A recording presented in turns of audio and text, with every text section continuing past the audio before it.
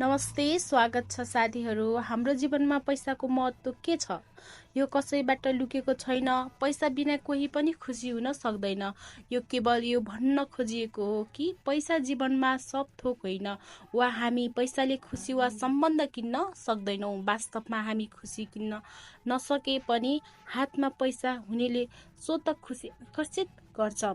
यदि जीवनमा धर्मको कुनै महत्त्व छैन भने हामी किन पैसा कमाउन दिनरात काम गर्छौँ?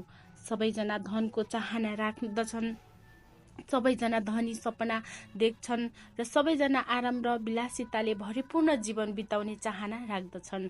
जीवनको तितो सत्य यो हो कि जसको खल्तीमा पैसा हुन्छ उसको मुठीमा संसार हुन्छ र गरिबको साथमा कोही हुँदैन। त्यसैले सारा संसारले देवी लक्ष्मीको पूजा गर्छन् र धन र समृद्धिको कामना गर्छ।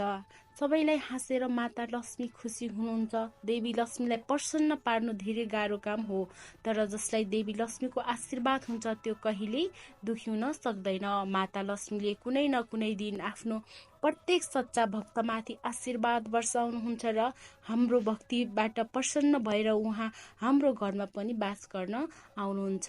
अनि जब माता लक्ष्मी हाम्रो घरमा आउनु अघि उहाँले केही यस्ता सङ्केतहरू दिनुहुन्छ जसबाट हामी पहिले नै बुझ्छौँ कि अब माता लक्ष्मी हाम्रो घरमा वास गर्नुहुनेछ। हाम्रो दुःख र गरिबका दिनहरू अब समाप्त हुन लागेका छन्, किनकि शास्त्रहरूमा उल्लेख गरिएका यी सङ्केतहरूलाई अत्यन्तै शुभ र भाग्यशाली मानिन्छ। यी देवी लक्ष्मीको आगमनको सङ्केत मानिन्छ। यदि तपाईलाई पनि यस्ता सङ्केतहरू देखिए भने तपाईले पनि बुझ्न सक्नुहुन्छ कि अब देवी लक्ष्मीको आशीर्वाद तपाईमाथि वर्षदैछ। त्यसो भए ती सङ्केतहरूको बारेमा जानौँ। कालो कमिलाहरू दुई रङका हुन्छन्, कालो र रातो। घरमा कालो कमिला देख्नु भछ शुभ मानिन्छ र यो देवी लक्ष्मीको आगमनको सङ्केत हो।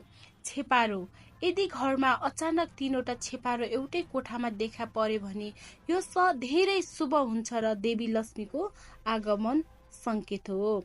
घरमा चराहरूको प्रवेश, यदि तपाईको घरमा चराले गुड बनाउँछ भने त्यो धेरै शुभ सङ्केत हो र देवी लक्ष्मीको आगमनको सङ्केत गर्दछ। शङ्खको आवाज, यदि तपाईलाई शङ्खको आवाज सुन्नुभयो भने त्यो अत्यन्तै शुभ मानिन्छ र त्यसले देवी लक्ष्मीको खुसी हुनुहुन्छ र चाँडै तपाईको घरमा प्रवेश गर्नुहुनेछ भन्ने सङ्केत गर्दछ। दाहिने हत्केलामा चिलाउने, यदि तपाईको दाहिने हातको हत्केला लगातार चिलाउने गर्छ भने यो धन प्राप्तिको शुभ सङ्केत हो। सपनामा साइन गर्नुहोस्, यदि तपाईले सपनामा साडु, भाडो, सर्प, न्याउरो, मुसा वा उल्लु देख्नुभयो भने यो पनि आर्थिक लाभको सङ्केत हो। यी केही सङ्केतहरू थिए जसले सङ्केत गर्दछ कि देवी लक्ष्मी घरमा आउन लागेकी छिन्। आशा छ तपाईलाई यो जानकारी मन पर्यो। यदि तपाईलाई भिडियो मन पर्यो भने कृपया लाइक गर्नुहोला र च्यानललाई सब्स्क्राइब गर्नुहोस्। धन्यवाद।